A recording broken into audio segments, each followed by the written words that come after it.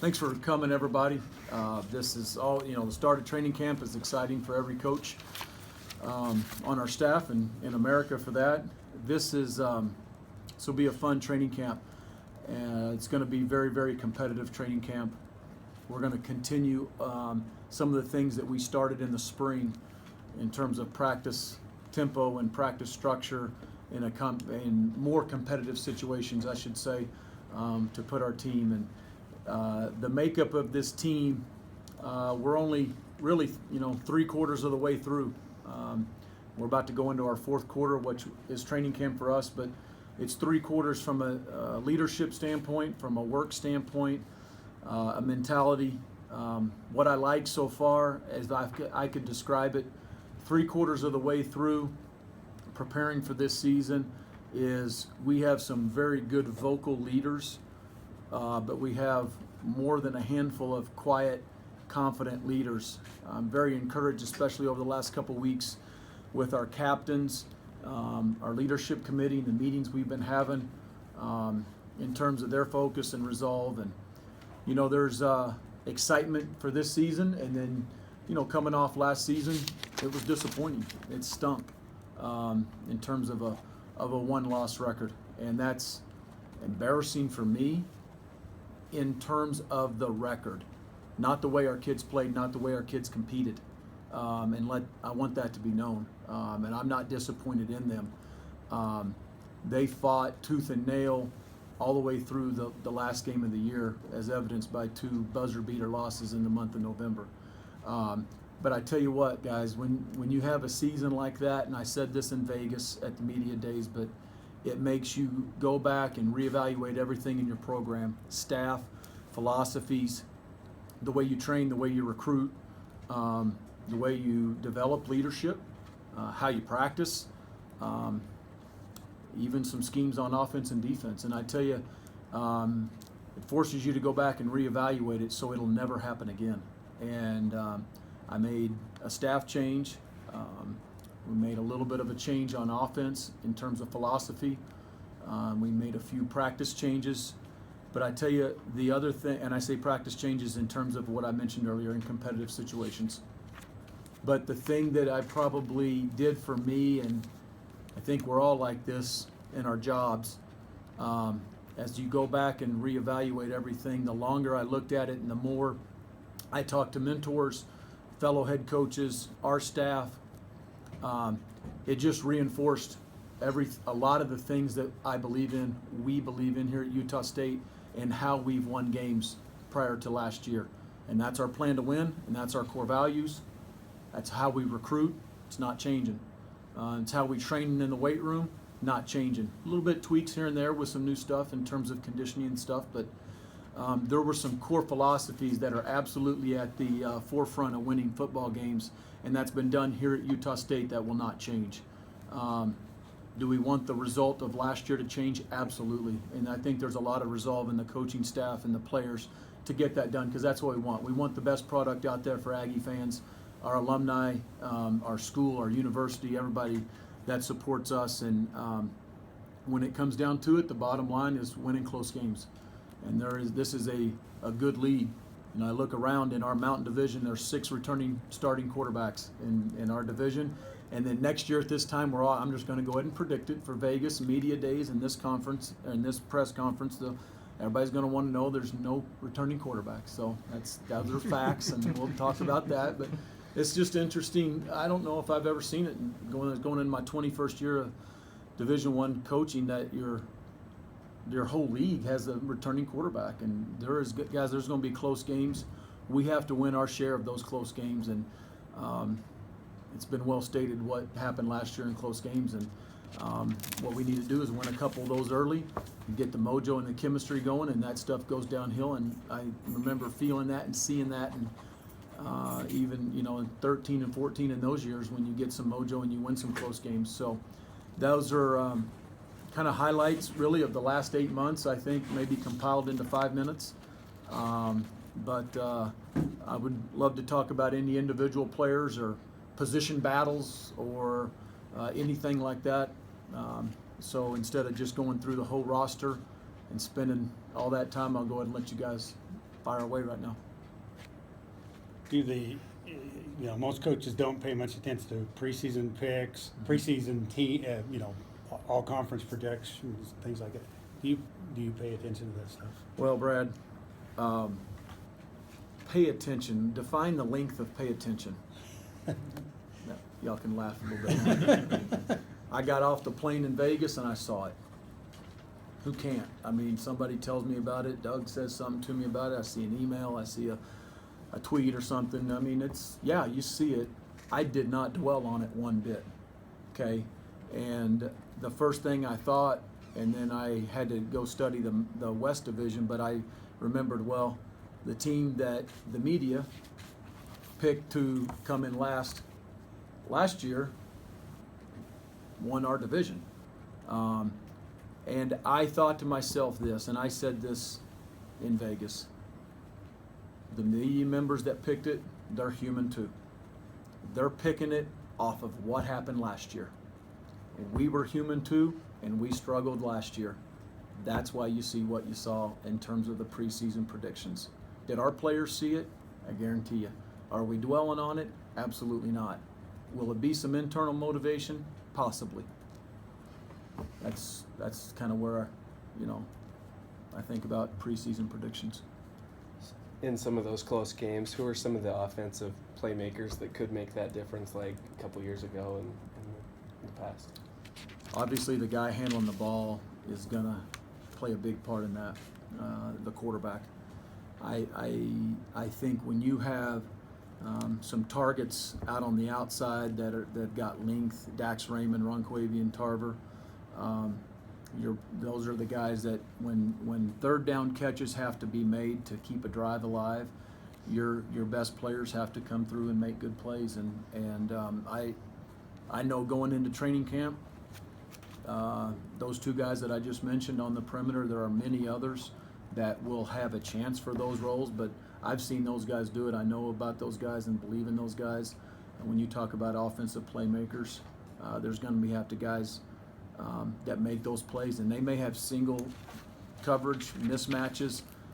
Those kind of guys have to make plays. I'm reminded of some few years ago when sometimes you don't play very good on offense, and there's going to be those nights, but somebody has to take over a game, and you guys already probably know what I'm talking about, but there's been some times where one guy can take over a game, and that's why, players make plays and they win games, because at some point that does have to happen in those close games.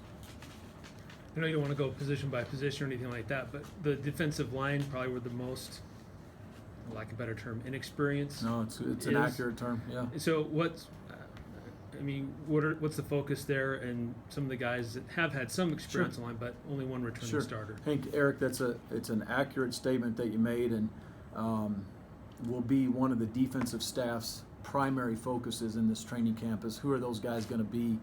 We have traditionally played a rotation on the D-line. That'll never change. We have played two almost every year I've been here as an assistant or a head coach in this odd front defense. We've played usually 3 nose guards. Not all equal reps, but 3 nose guards. Hello, Eli. How are you, buddy? Good. And so that will continue. G-Mac Schuster's played a lot. Chris Unga's played a little bit with going to be a bigger role now. Moilika Waske has played a little bit last year as a true freshman, and he's going to have a bigger role. We're going to cross-train Mo from nose to DN. Mo's going to play both. G-Mac and Chris will be primarily noses. You look at DN, Ian Tongiai's played a good role every year. I mean, he didn't even redshirt. He's played since his true freshman year in 13. Case will be the same this year. Coming out of spring, Wale, Jacoby Wildman, those guys really have good motors. Really proud of Wale and all the progress he's made. As a true freshman, redshirt, I remember getting that kid out of St. Louis and knowing how far he had to come, and that's an outside linebacker that now weighs 270 something. Now at D end, and self-made man, and obviously one of the car wreck guys. And, oh man, I mean, to see him come back from that is, he's the last. I mean, he's the other guys have graduated, and but it's a miracle, right? That he's in the spot that he's at, and he plays with the high motor. And then there's some guys that will have to form roles in training camp. Those guys will be Logan Lee, Devon Anderson, a new junior college transfer we're excited about, Nami Tuituu, a true freshman from Mesa.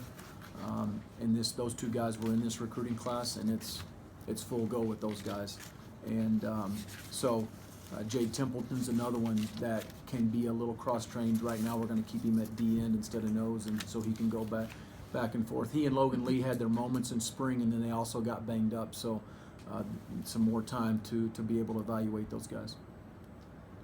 Coach, who are 5 or so guys who didn't play a year ago outside of Dax Raymond that you expect to make immediate contributions this season? Dax doesn't count? Dax doesn't count. Okay.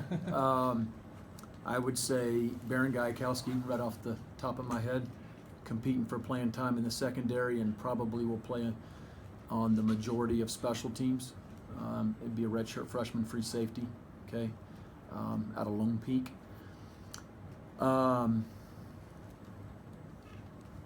Did you say didn't play at all or didn't play a lot? I want to be accurate. Play a lot. Let's Okay. go a lot. You know, Jaron Colston Green was very much a role player, spot player last year, and I've said this, and so it's not surprising. Probably was the most improved player on the offense in the spring, and I know he's going into his senior year, and I'm excited about JCG on the outside, the perimeter. David Woodward, redshirt freshman, outside linebacker. He'll be the F, out of Washington. And he also has a chance to play some nickel when we want to go bigger nickel. Braxton Gunther, in terms of special teams, and I think that's one that you'll see. Woods Cross? Woods Cross, another in-state guy. There are several O-linemen, Dimitri Kalifua, Amu McMore, Ty Shaw, those 3 young freshmen. Those guys are all in the top 8 right now as we go. And Sean Taylor coming off a redshirt year at right tackle.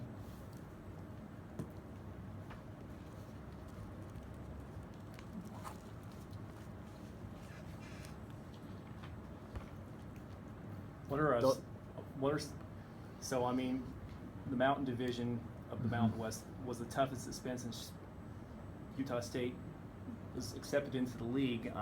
What do you do to combat the strides that the league has made? What are the biggest things you need to do this season to combat the strides that have been made the last couple of years in the Mountain Division? Just find ways to win close games. I mean, I think we're recruiting at a high level, and I think you guys know what I think about this class coming in compared to every class we've had. We're doing that.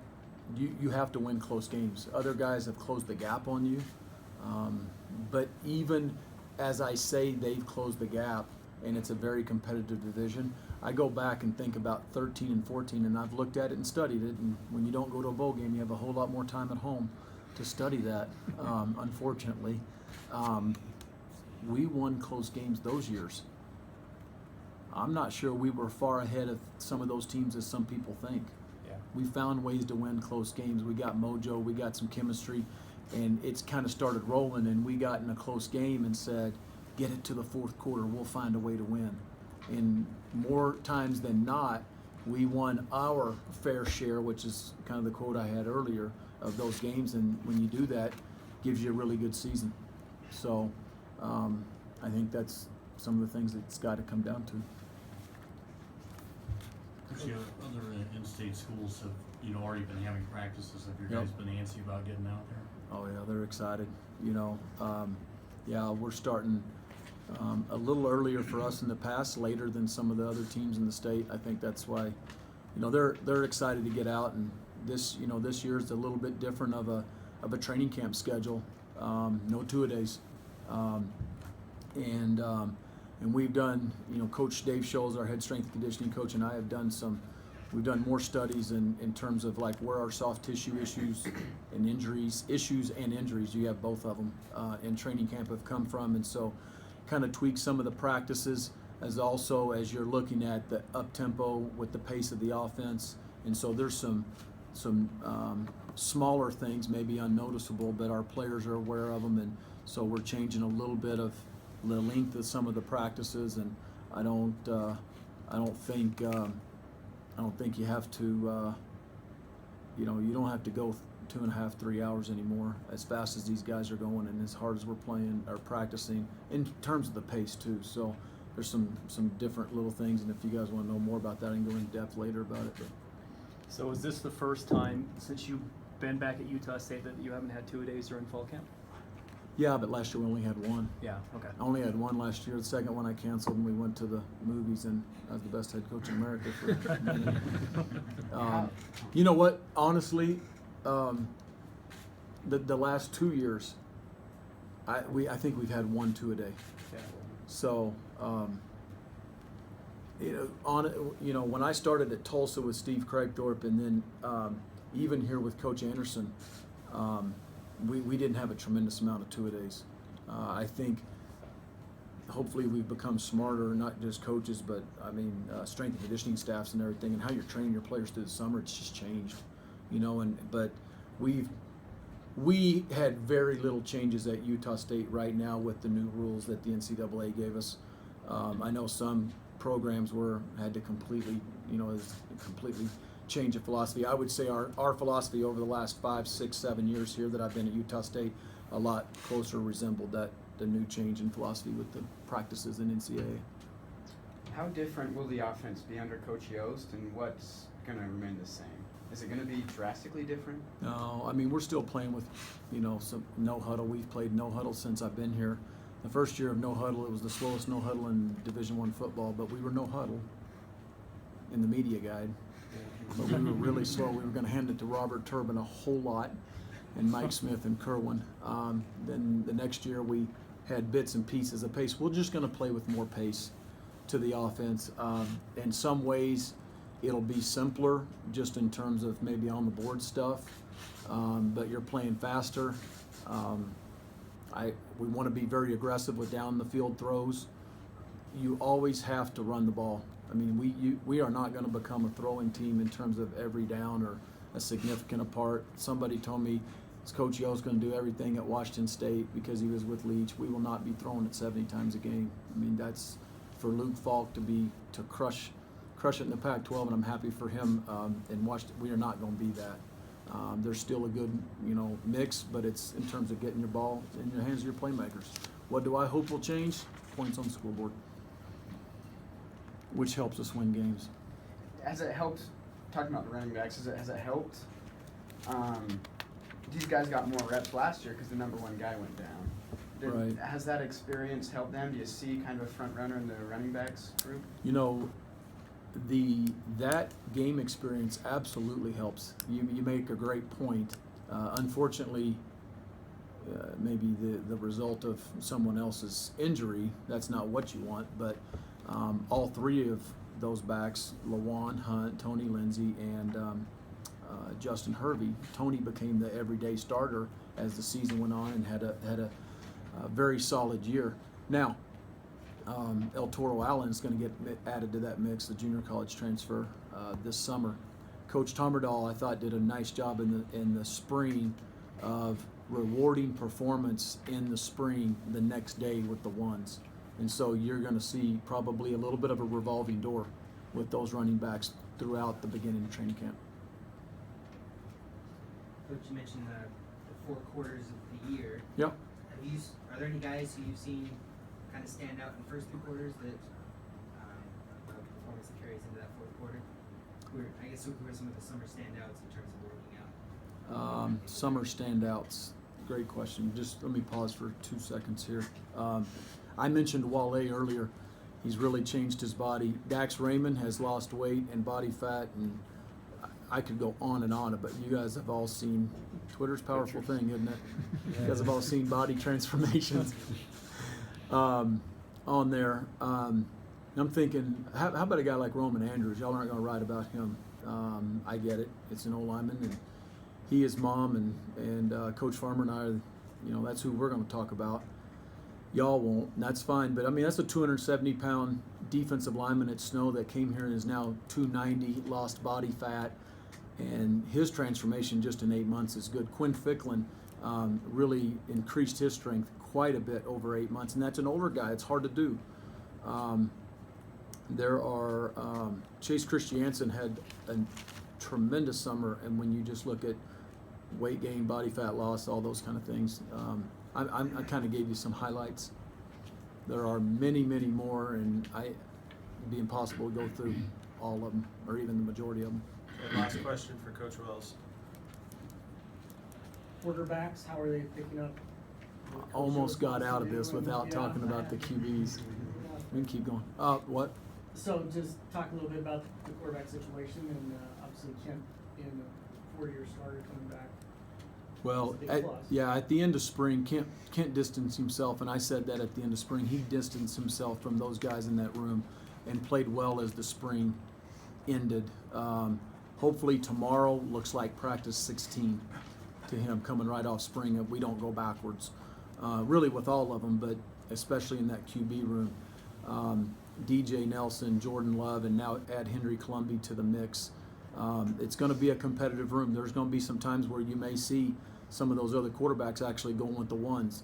I want Kent to re-earn that spot. I want him to distance himself if that's going to happen, because it's a competitive nature. We're in a competitive business. It's a competitive room.